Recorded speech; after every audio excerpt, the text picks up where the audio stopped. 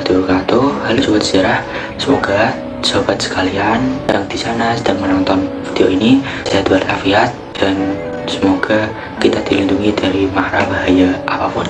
Kami kelompok 2 dari kelas 1193 Sekolah SMA Negeri 2 Pati akan mempresentasikan sebuah pengambil alihan kekuasaan Jepang di Yogyakarta. Perkenalkan, saya Muhammad Abdul absen 24 dan teman saya yaitu Karimah Tata Aulia absen 20.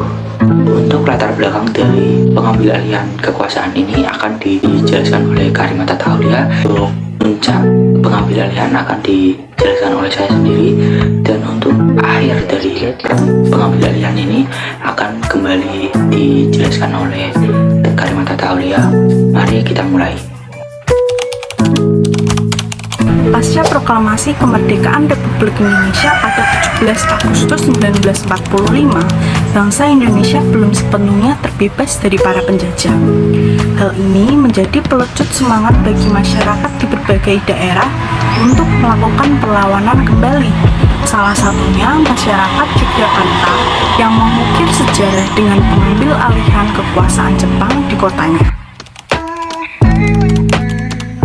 Lagi di sini kita akan menjelaskan tentang pengambil alihan kekuasaan Jepang di Yogyakarta, yaitu di puncaknya pada tanggal 26 September 1945. Semua pegawai instansi pemerintahan dan perusahaan-perusahaan Jepang mengadakan aksi pemogokan untuk menekan orang-orang Jepang untuk menyerahkan semua kantor kepada orang Indonesia.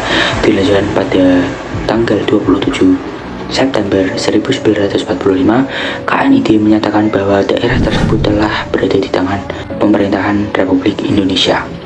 Pengambil alihan kekuasaan ini tidak berhenti sampai sini, kemudian dimulai lagi pada tanggal 5 Oktober 1945. Kepala daerah Jogja meninggalkan kantornya di Jalan Malioboro.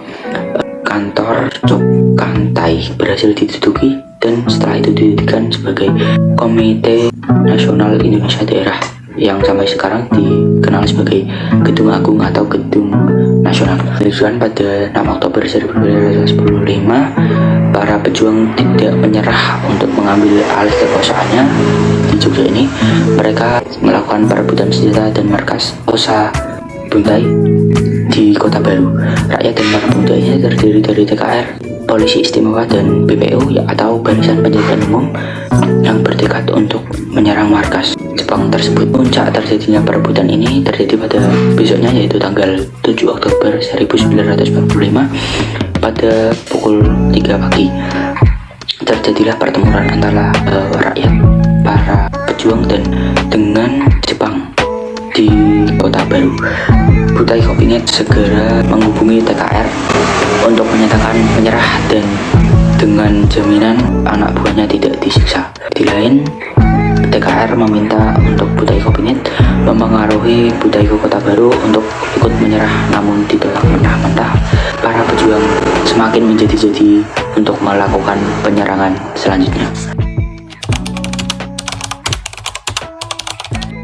Nah, pada akhirnya, pada tanggal 7 Oktober 1945, sekitar pukul 10 pagi, markas Jepang di Kota Baru secara resmi diserahkan ke tangan Yogyakarta. Dalam pertempuran itu, pihak Indonesia yang gugur 21 orang dan 32 orang luka-luka. Sedangkan dari pihak Jepang 9 orang tewas dan 15 orang luka-luka. Setelah markas Kota Baru jatuh, usaha perebutan kekuasaan meluas. RP Sudarsono kemudian memimpin pelucutan senjata Kaikun di Makuwo. Dengan berakhirnya pertempuran Kota Baru dan dikuasainya Makuwo, maka Yogyakarta berada di bawah kekuasaan RI.